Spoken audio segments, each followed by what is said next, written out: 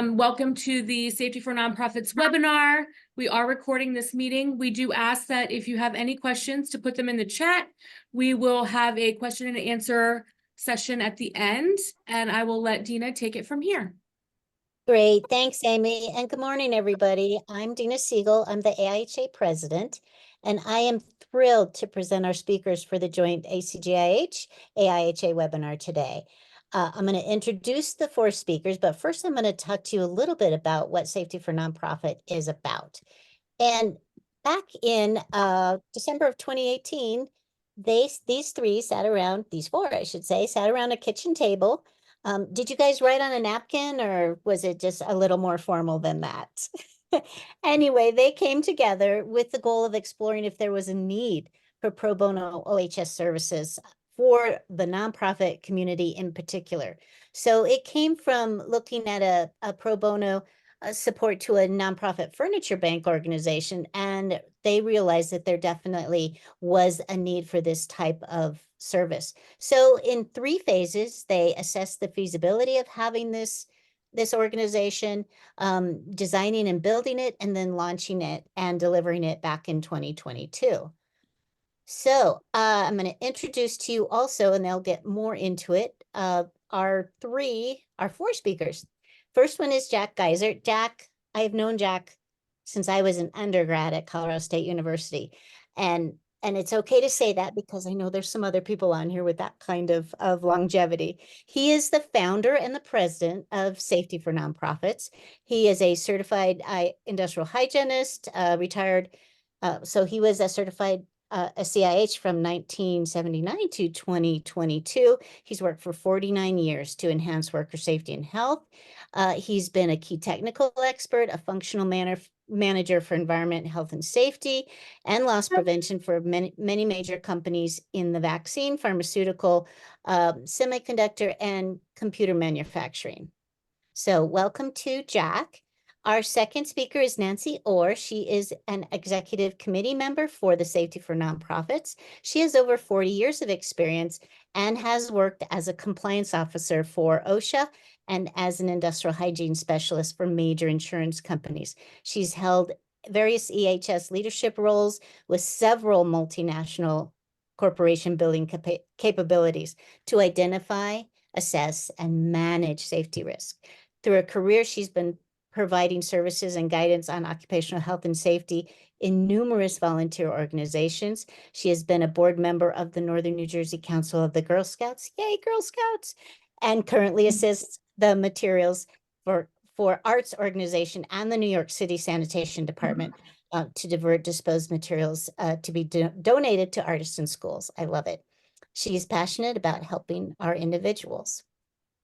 And then I have, pardon me a second, Jack, I don't see Sharon's, but I might have you do that if you don't mind, Sharon, and I apologize. I don't see that one. Last is Jack Caravanos, an environmental and occupational health scientist in New York. He is a member of ACGIH. He teaches at the Columbia University Mailman School of Public Health. And then those are our speakers. And again, Jack, I'm sorry, I do not see. Jack. Yeah, Sharon's, but I will let you introduce her as you go.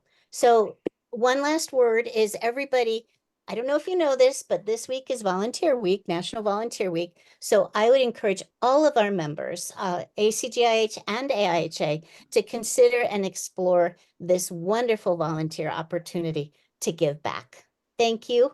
And Jack, I'll hand it over to you. Oh, thank you so much, Dina. We really appreciate the opportunity to talk to both the AIHA and the ACGIH community. And are we sharing the slides here? I am going to start sharing right now. Okay, thank you very much, Sharon. And Sharon, I'm going to let you introduce yourself here before we get started, please. Okay, hi, I'm Sharon Schindel. I am a CIH and CSP and retired last year from the Global Health Group at Environmental Health and Safety Group at Intel Corporation. Right now, I am working with Safety for Nonprofit as an Encore Fellow, and I'm also the Arizona team lead I'm also involved with my AIHA local section and was on the AIHA non-ionizing radiation committee. So I'll let us get started. Excellent. Well, what we're going to do today here in this short session is both inform you about safety for nonprofits. Dina gave an excellent overview of how we got started. We'll talk a little bit more about that, but we also want to invite you to become a volunteer. And this is volunteer week, so it's time. It's a good time to take a look at what you've been doing to give back. And everyone has different capacities, so we appreciate that. You'll go to the next slide, please. So we do want to thank our co-sponsors, AIHA and ACGIH. As we mentioned, we've given the introductions here. This is who will be talking, sharing some of our experiences. First Sharon, and then Nancy will describe some of the work that they've done, as well as I will. Next slide, please. So really our purpose is to provide nonprofit pro bono services to the nonprofit sector. And we, as an organization, were formed in order to deliver this when we discovered that there were a lot of unmet needs, even though fee-for-service consultants, as well as the insurance sector, loss prevention, can offer these services. There's still quite a need within the nonprofit sector, and that's why we were created. We're all volunteers, and one of the key features of our organization, and one of the features we built into it based on feedback, is that we provide our volunteers with professional liability insurance. Can you go to the next slide? I lost the share. Did we? Okay. There we go. Next slide.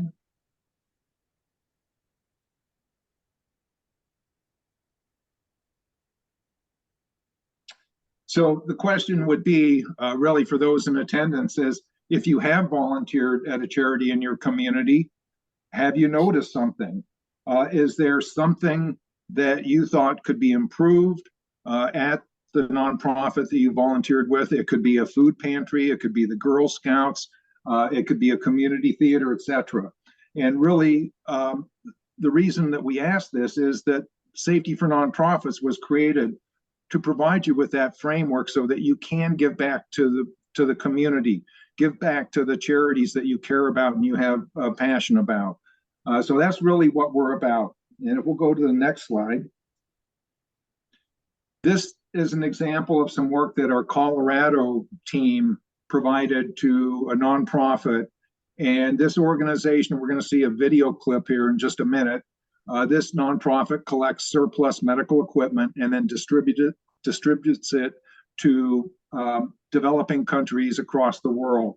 So our work with them, and they found out about us through a safety professional, Jim Colbert, and he connected us up, and they needed some help with their lift truck training, also their tool safety, and general safety and health review. So if we go to the next slide, it'll be the video, and it'll explain some of the work that we've provided to them. Hi, my name is Aaron Bolsel. I'm the president of Mesa Sharing, and we are so thankful to have partnered with you guys for all the help you've given us already. Mesa started 15 years ago. Back in Oregon, my wife and I went to West Africa. I do ultrasound imaging, and I train doctors and train some techs also to do x-ray. I have that background. It changed our lives, and we sent our first container within the year to the Ivory Coast, and we were hooked. And so we've been going strong for that long. Our goal is to relieve suffering wherever we can, and we've been shipping mainly to Africa. We've been able to affect the lives of about 1.5 million people throughout about 8 countries in Africa. And we are just very excited about what's happening. We're growing and the opportunities are there, and we're just doing whatever we can as all volunteers to help people all over the world. My name is Dennis Henry. I'm a volunteer and safety coordinator for Mesa. We'd like to thank Jim Colbert for hooking us up with Safety for Nonprofits. Through Jim, we met Cassie Braun, and Cassie graciously drove down to Pueblo West for a training session. Cassie was very well prepared, presented a thorough presentation. After the presentation, we took our written test, we took our driving test, and thankfully all 4 of us passed. I believe that with Cassie's presentation, we now have a better safety program in place for all of our volunteers. Again, thank you to Safety for Nonprofits for all you've done for us. Thank you. All right. Excellent. So the reason that we show this is it's a great example of what we do.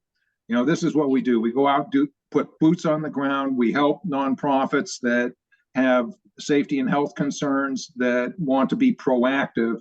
And in this case, there was an individual who was involved with this nonprofit, and Jim Colbert, and he got the local AIHA section and the ASSP chapter involved, and there have been a number of volunteers, so it really kind of created a community effect. So just a little bit about nonprofit sector in general. It's more significant than a lot of people realize. There's 1.3 million nonprofits in the US with over 10 million employees and 60 million volunteers who spend 50 or more hours a year. So it's pretty significant. And just their good intentions don't protect them alone in terms of the hazards they face. So, you know, many of the nonprofits, and this can include some of the larger healthcare institutions, community hospitals, have very mature programs for safety and health, and they'll have professional staff. But really where we target Safety for Nonprofits is to the smaller high hazard operations. And going left to right on the bottom, you see an example, Si Se Puede. You're going to hear more about that. It's a STEM program. Mesa Sharing, you've just saw the video. Forestburg Playhouse is a community playhouse. Nancy will be describing that. And then Heritage Square is a museum complex that Sharon will describe. So it's incredibly diverse in terms of the nonprofit sector.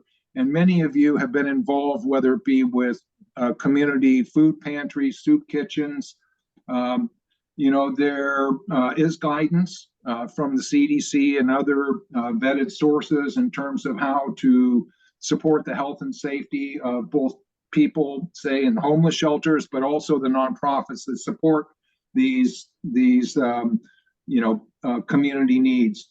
And what the nonprofits need help with is translating some of the guidance into practical procedures and practices that keep their volunteers and employees safer. So the environment and animals rescue subsector of the nonprofit community is also very extensive. We've had a number of very serious safety incidents, injuries within animal rescue operations. In the lower right corner, you can see the guidelines that were issued by the Association of Shelter Veterinarians. Well, your local shelter probably needs some help in implementing these guidelines. That's the kind of support and help that Safety for Nonprofits provides. Next. Now, these are two examples that were in the news over the last couple of years. The left example, and it's a screenshot from the nightly news, was in Florida, and a volunteer at a canine rescue was mauled to death. The right-hand example was during the pandemic in California at a community food pantry where volunteers were struck by a vehicle and one volunteer perished. So there are, clearly some traumatic injuries that occur in the nonprofit sector. Two more examples. a volunteer with a historic ship. And then close to where I operate, where I live in the Boston area, there was a volunteer at a therapeutic animal operation that was cornered by a ram and was traumatically injured and died. So there are injuries and illnesses, very significant ones, that do occur in the nonprofit sector. It all depends on the scope of the operations. There's been a small amount of research that has looked at what is the overall experience with volunteers and in the nonprofit sector. This is one of the studies that was performed by the Bureau of Labor Statistics, and they compared the causes of death for volunteer workers to the causes of death in the general work population. And sadly, every week in America, there's a volunteer worker who dies performing volunteer work. And what they found is that basically the fatal accident information tracks pretty closely to the general industry sector and the causes of incidents, with transportation being the most common cause of fatal accidents. Okay, so again, going back to what we're doing, we're out there working with the nonprofits in the local community. We're agnostic in terms of who we will support. It doesn't matter if you are a member of the Girl Scouts or Boy Scouts or a church or a temple. We provide the opportunity for volunteers to give back in their community. And we provide a minimal amount of oversight and technical support to make sure it's successful and of a high quality that represents our profession. But everything we promote awareness, we offer training, and then really the key work is that on-site consultation, the risk assessment, and helping nonprofit leaders understand the risks that they face and identifying how they can reduce the risks for unacceptable hazards. Next slide. So again, this is an example of some work that we've done for supporting a furniture bank in the Boston area. There's about 6 furniture banks in Eastern Massachusetts. The middle picture is actually one of me doing some work in a box truck, cleaning up the box truck. But these furniture banks serve really critical needs within our communities in providing people, immigrants, veterans, and others who are transitioning from being homeless to their own apartments, and they need furniture. So these furniture banks, and it was a furniture bank that I started to work with when I retired from paid work, and I was driving trucks, I was moving mattresses, such as in the left picture, and what we came to realize was that this furniture bank, a nonprofit, needed some help with safety, and so I offered pro bono services just as part of my volunteer work. And that's really how the concept of safety for nonprofits started, was with a furniture bank. And you can see the list. There's more detail in here in terms of, what kinds of things you might find at a furniture bank as far as worker safety and health concerns, but also, what does it look like in terms of the structure and framework for a program. And over the picture on the right side of this slide is actually a photo on Community Service Day. This is the Massachusetts S4NP team, along with the AIHA New England section, as well as the ASSP chapter, Boston chapter. And they were doing volunteer work that day at the furniture bank. Okay, so this is kind of what S4NP looks like. It's a great opportunity to give back in the community. If you're interested in doing this, we're going to talk more about how you sign up.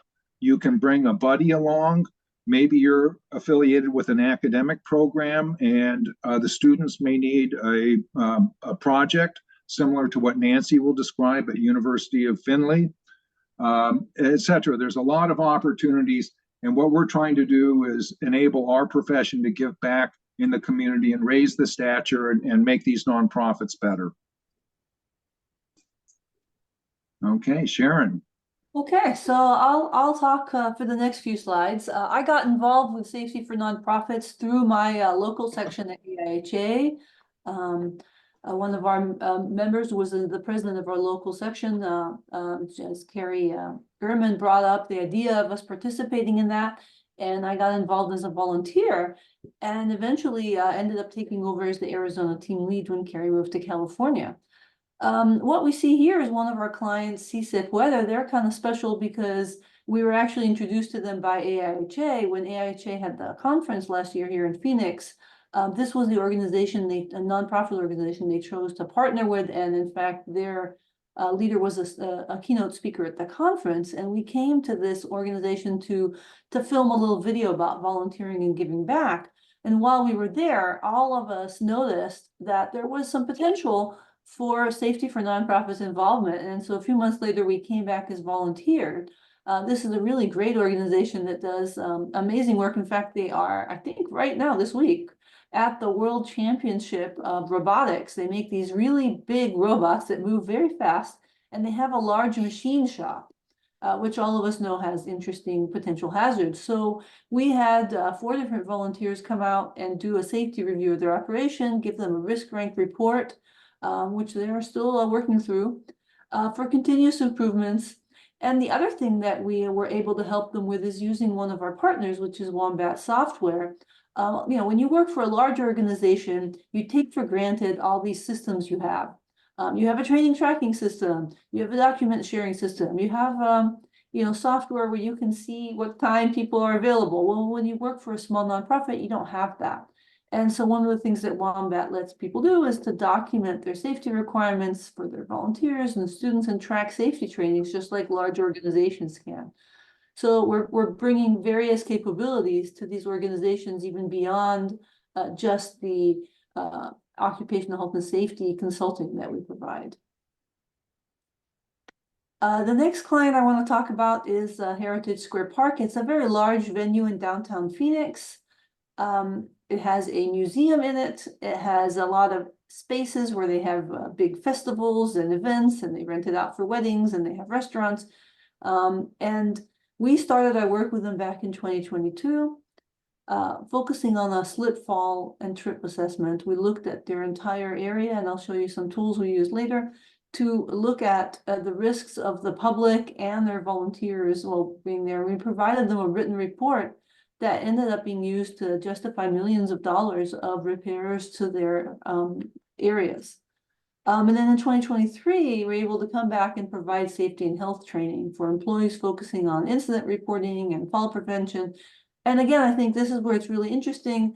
You come from a large organization, you may take a lot of stuff for granted yes, of course we have as many ladders as we need.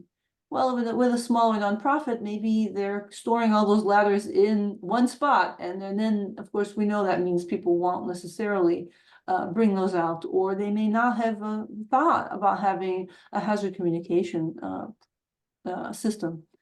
So bringing that kind of information into them really helped them focus on health and safety. So one of the things we did with them is that trip slip fall assessment. This was my favorite part, that steep stairwell. Let's jump back here. That building you see in the middle of the picture, you get to go visit that attic of that building if you go on a tour of that building. It's a museum.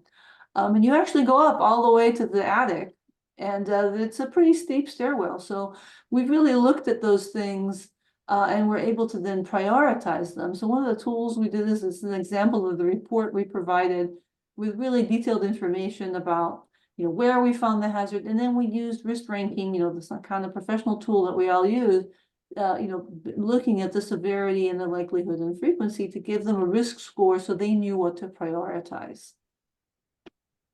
So when we volunteer with Safety for Nonprofit, you're not just sent off on your own to go do only by yourself. We're really trying to provide supportive tools and help.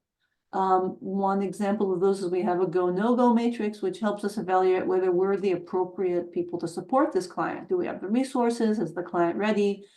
Is this something we need to refer to a consultant because it's beyond our scope? So really looking at that to make sure. We've got risk assessment templates, we've got training packages, and now we have actually some new content that was just developed and is now up on our webpage. We just developed a food safety toolkit in partnership with the American Biological Safety Association, this NEBSA with New England, and our student NEBSA member. And we have several downloadable posters on our webpage where nonprofits, because there's so many nonprofits that deal with food safety, or rather with food, and they need to deal with food safety, that this is going to be available for them. And so we're really excited to launch that. Again, here's an example of that go, no-go matrix. We do a risk assessment. And then once we have a go decision by the state approver or our virtual approvers, the volunteers can proceed with the work. So when you look at what we do, it's really, if those of you who come from a consulting background, it's the same thing. So we're identifying the potential client, and just like anything else in health and safety, sometimes we need to go and sell our services. It may not be obvious to a nonprofit why they need safety. They tend to be extremely focused on their mission, frequently have very few employees, just maybe all volunteer run, like Safety for Nonprofit, or just have 1 or 2 employees. And so they may not be thinking that they need our help. And nonprofits are actually approached by a lot of organizations that try to sell those services. So we need to make sure we're explaining to people that we're not actually selling anything. There's no money involved. We're a pro bono organization. Then we need to really understand what are their needs, what are the regulatory risks, what is the scope of work, agree with them on that, and then do that go, no-go assessment. Finally, we do have a signed agreement to make sure that we're covered from a liability standpoint. One of the important things that we bring to this is having liability insurance for our volunteers. So they are able to use their professional knowledge to do things without worrying too much about liability. We establish when we're going to deliver the services, and then we deliver it. We do make sure that if we're delivering any documents, we do an internal review for quality levels. And then finally, we ask our clients for feedback. So this is very similar to what you might see anywhere else, just within our organization. So I'm going to turn this over to Nancy now. Thank you, Sharon. I'm going to speak about a local nonprofit to me, which is the Forestburg Playhouse, which is a community theater. Forestburg the Playhouse has been in operation since about 1947, but their buildings are more than 140 years old, and they're all wooden. Literally, the theater is a barn. But there are outbuildings, there's a carpentry shop, there's a paint shop, there's a costume shed, there's a rehearsal space, there's a kitchen, and there are dormitories. So this turned out to be a much broader scope than I had originally thought. And I also learned that community theaters, like I guess all theaters, do a strike process where they switch the set and the lighting and all of the materials from one show to the next. And in a community theater, that has to happen within 24 hours because they are right on schedule to start the next production. What I also didn't understand is that this strike process begins at 6 p.m. and ends around 2 or 3 in the morning the next day.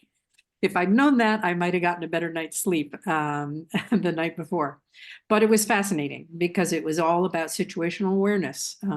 People needed to know when lights were being moved, when ladders were being adjusted, when carpentry was going to be done right on the set, when heavy equipment was going to be brought in. It was very orchestrated and very interesting. And as I said, this particularly old building has living quarters behind the actual stage. And because it is such an old wooden building and is filled many, many nights with 100 people, at least, fire prevention and fire protection is a major problem. As many of you may know, most theaters cannot have a smoke detection system because when they use mist as part of their sets and their the images they're trying to project, this would trigger a smoke detector. So there have to be other systems. Anyway, one of the many things we learned is that we needed to tighten up the operational control that takes place during this set strike activities. Obviously, they have some flammable storage in their paint department, and that needed improvement. They had respirators, which they really didn't understand how to use. And it is my opinion that their fire extinguisher program really needed to be upgraded. And I actually was back there last week with their provider of fire extinguishers to review where new ones need to be put and the training that needed to go along with it.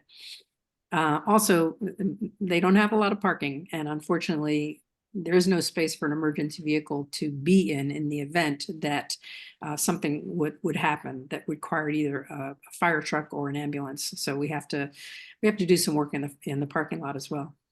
Next, please. The second project I'm going to talk to you about, Jack referenced this, has to do with a collaboration we did with the University of Findlay in Ohio, which some of you may know has a graduate program, and a very strong one, in environment, health, and safety. So the University of Findlay's EHS professor was looking for a capstone project for his students, so that they would get, real hands-on first-person experience in how to implement and recognize some of the things that they had been taught on paper anyway. So they were looking for some comprehensive site assessment skills, and that would also be based in regulatory knowledge in some of the program areas. So it was a very specific request. And then they wanted to provide these recommendations and program improvements to a local nonprofit. And so St. Casper, which is a very large church in Wauseon, Ohio, that has a school, it has a community center, it has a kitchen, and it has a very, very active parish as well, where there are hundreds of people that show up quite frequently. They were very anxious to work with this local group of students to identify where they needed to improve their areas. So that's what we did, and we provided supervision with an experienced Safety for Nonprofit volunteer, who you may know from ACGIH, Don Ellswick. And so we were able to take these students through regulatory training and explain to them what St. Casper was looking for, and then set them loose and see what they could do. Next slide, please. And they were nothing if not enthusiastic. And so they did help to address St. Casper's specific requests about emergency response, because the parish has basically one employee, two employees, but nobody responsible for emergency response. And they're concerned about things like tornadoes and what to do in the event of a fire, this kind of stuff. So there is a need for their parish volunteers to improve their emergency response skills. They had nothing in the way of bloodborne pathogens, and they needed it. Same thing with chemicals. They weren't particularly knowledgeable about how to separate their chemicals and store them properly. They had some previous mold problems, and some suggestions were made for how to monitor better to prevent that from happening again.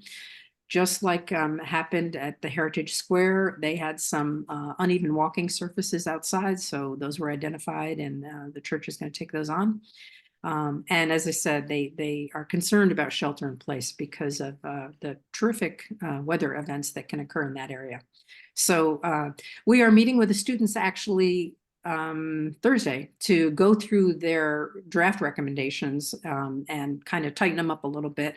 As Jack had mentioned earlier, and Sharon, we do a lot of oversight to make sure that we're really making the right recommendations, and they're appropriate and they're actionable.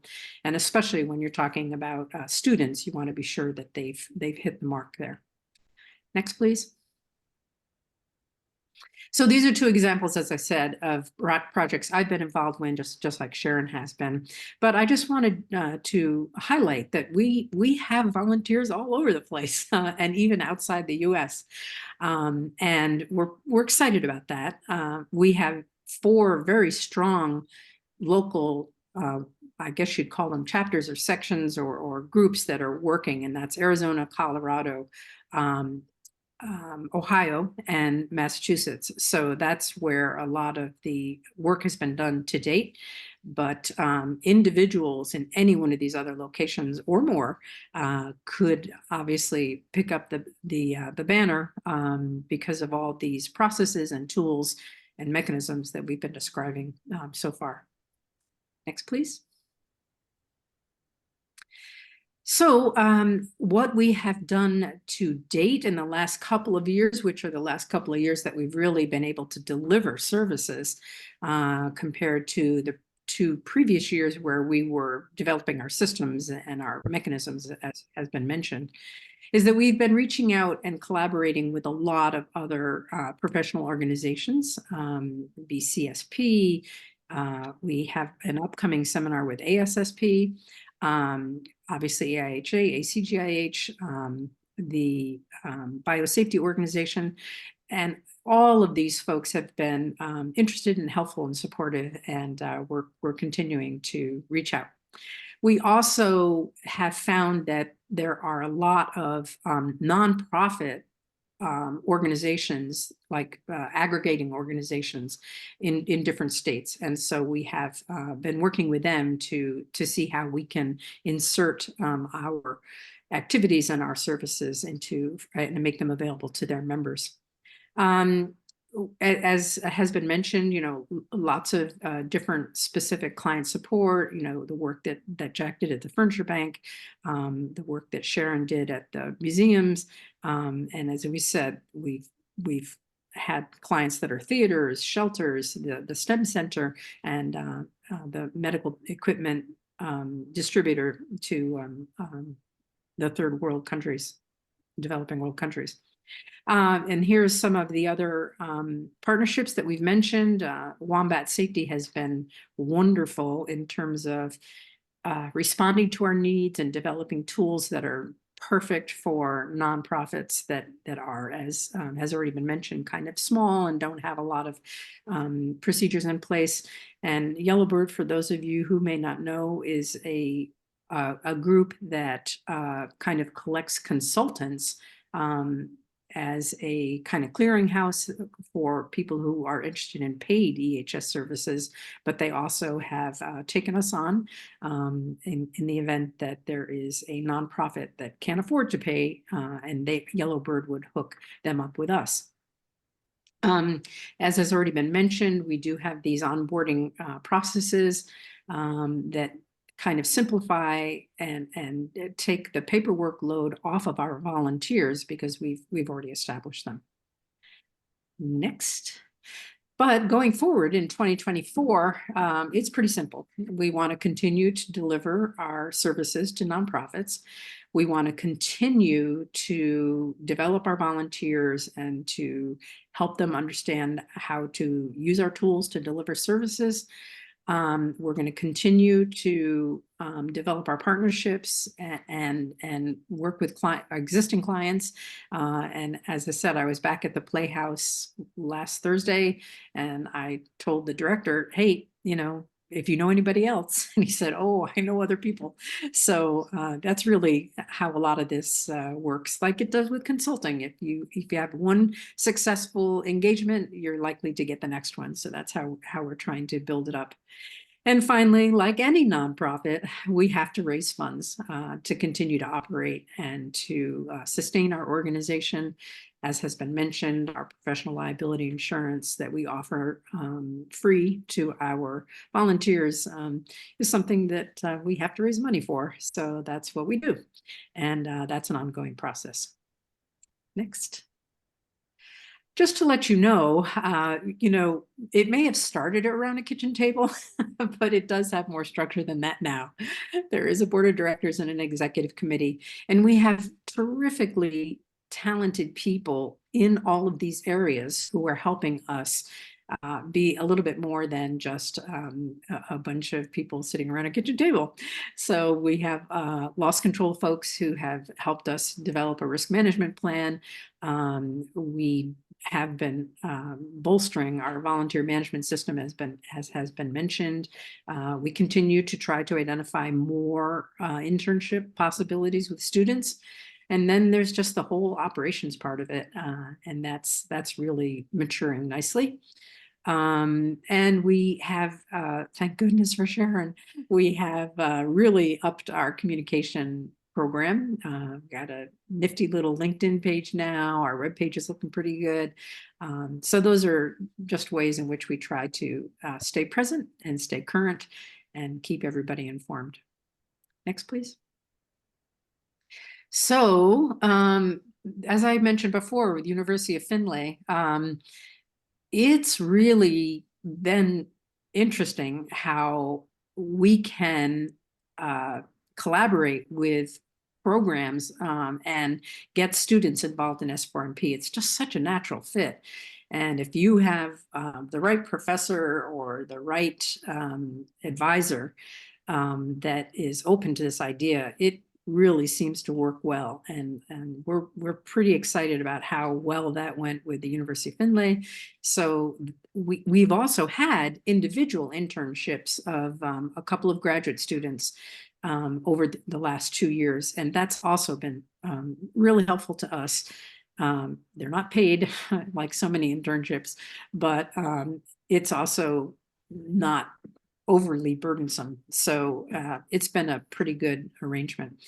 And we would just say that if there are any ways in which you think you would like to get involved, we are easy to contact and we would love to hear from you. And I think, okay, so this I think brings us to the end, which is really, it's pretty simple. If you are involved with a nonprofit or you know of a local nonprofit, consider volunteering for them and offer your expertise as a health and safety professional in addition to whatever volunteer work you might be doing for them. We can support this, as we've shown you, with all kinds of tools and mechanisms. And we think that we just think it's a terrific thing. It's been very rewarding for most of us. And I think that brings us to Jack, Jack Gessert or Jack Caravanos. Is someone interested in wrapping this up? Well, I just, hello everybody, Jack Caravanos here, and I see a lot of familiar names on the list here. It's great that you're here and willing to help this group. We love this group, meaning we, I think I could speak for AIHA also, and ACGIH, and are very supportive of everything they do. And I know my work status may be changing in the near future, so I immediately signed up and am ready to help out, putting my time where my mouth is. So thank you so much, Jack and Nancy, for setting this up. It's a good meeting and onwards. So Nancy, Yeah. we have some chats here. Are you able to read those, or would you like me to take a shot at them? Why don't you take a shot at them? Okay, so we have a question from Dawn. What advice is given to nonprofits that have minors involved, particularly those 15 years old and younger? Sharon or Nancy, would you like to take that question? Sure. I mean, I think like any kind of risk management, you really need to take a look at what are those minors going to be doing, and how are you making sure that they're safe while they're doing it. So really looking at the hazards, if they're working with equipment, or maybe there's a nonprofit that has some, say, adult activities, maybe there's venues where they even have alcohol. How are you separating those minors from that activity? So really just taking a look at that and making sure that that's part of your risk assessment. And then I think I would advise them around as well to make sure from a legal standpoint that there's appropriate waivers and other documentation so that everybody's protected. And I would add to that there are some state laws about what young people can and cannot do. I know in New York State, you can't operate things like meat slicers, that kind of thing. And if you've ever worked in a grocery store like I did as a teenager, that was off limits. And there are also very strict guidelines about hours that you can work. So it does help to reflect upon the state laws that may be in effect as well for minors. Okay, thank you. We have another question from Raquel, and I'll take the answer on this. The question is, does OSHA and/or state OSHA programs track volunteer incidents and fatalities? It depends, is the answer. If you're covered by federal enforcement, volunteers are not covered and they're not tracked, either by Bureau of Labor Statistics, etc. If you have a state program, it's an option. I believe in several states, including Oregon, California, Washington, volunteers are covered under their state worker safety and health regulations. Anything to add, Nancy or Sharon? Okay, another question from Celia. Does it make sense to access associations that support nonprofits to systematize and standardize the OHS issues? There are also NGOs, non-governmental organizations, that could use OHS guidance, like Samaritans, PERS, AmeriCare, Water Mission, etc., who responds to disasters. Nancy, you wanna? Well, I would just say that, yes, of course, it makes sense. But we have found, and I think, Jack, you touched on this earlier, that so many nonprofit aggregation associations are approached by so many other organizations to try to sell services to nonprofits that it's hard for us to be heard in that cacophony. So we have tried, and the other flip of that is it costs money to access these nonprofit aggregation associations, which we have done in the past. We've paid the money, but we also have had a hard time kind of cracking into that group. So it's a good thought, but we haven't been particularly successful up to this point. Yeah, that if you indeed are involved with any of those organizations, I think that's the first step, right? If you're already a member of one of these or are involved in volunteering organization, I think it's much easier to then approach them with this kind of approach. And I think it does make a difference. We've done a little bit of research out there. For instance, we found a really great program, Jack, I think it was in Washington State, where their aggregator had gotten a grant, and they put together safety documents that any other nonprofits can use.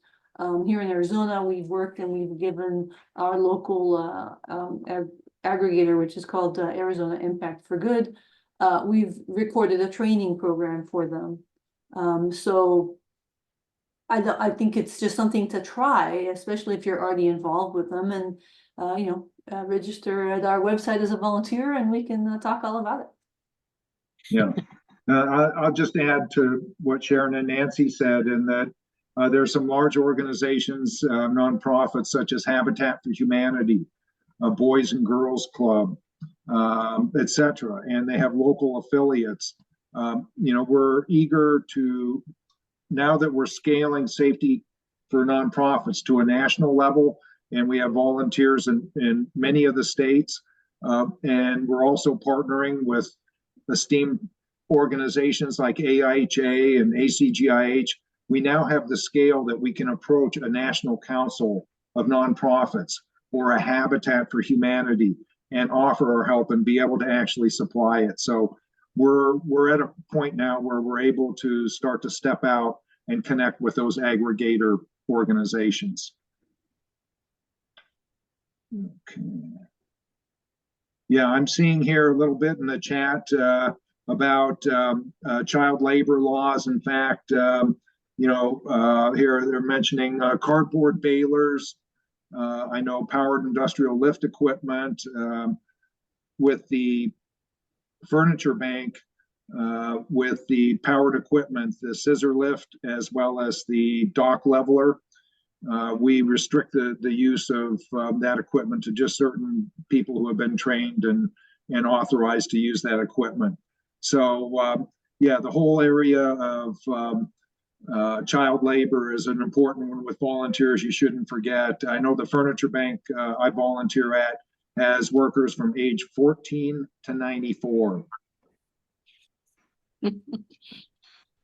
Okay. I think there was a question about whether there's grants available for nonprofits that cover costs associated with mitigating safety hazards. I have not run into something that specific. But I think it would be at least nice if you know a nonprofit's looking to connect them with, local companies that maybe can provide them with PPE, things like that. I don't know, Jack, Nancy, if you've seen anybody giving grants? Well, I mean, a good example, I think about the Ohio team. The local Habitat for Humanity affiliate needed some training on fall protection. And what the S4NP team there did is they linked them up with some equipment safety suppliers and people who could do that expert training on fall protection. And so in that way, they were able to support, the Habitat affiliate in the Ohio area. So we're trying to work those kinds of partnerships to support the nonprofits. So we have some ideas, but they're not mature enough to really share with the group at this point. Other questions? Any other questions into the chat? I can only give a shout out to my advisor, Larry Whitehead, who's online here, and he, Nancy, he provided the link to a book about health and safety in the theater, so might be useful. Hi, Larry. Thank you. Excellent. Okay. Well, I see that Dina has her hand up. Are you waving goodbye, or do you have No, something? I was clapping for Sharon's mentors, what I was doing. Okay. So Excellent. maybe I put the wrong reaction up there, but yeah, I was clapping No. for that. Thank you. So that's the other thing we'd like to say is that Safety for Nonprofits is a great opportunity to mentor, whether it be maybe an emerging professional. If you're working with a nonprofit and you'd like, some help, you can pull someone in, and it's a great professional development opportunity for us all.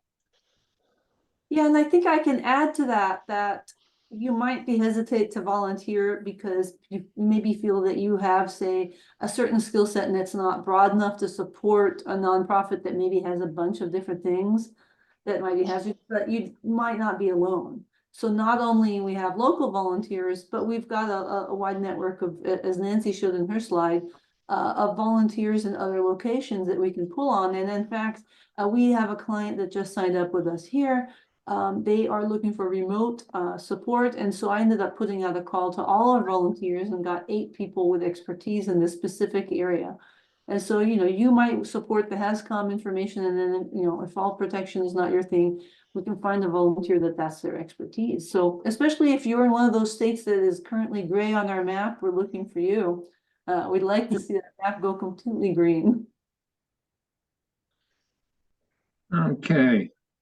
Well, if there's no other chat, what I propose is we adjourn this meeting. We appreciate all of your interest and participation. Myself, Sharon, Nancy, we're eager to connect with you if you'd like to learn more. We have a network out there that can help you become involved. So thank you again for your support. Have a good day.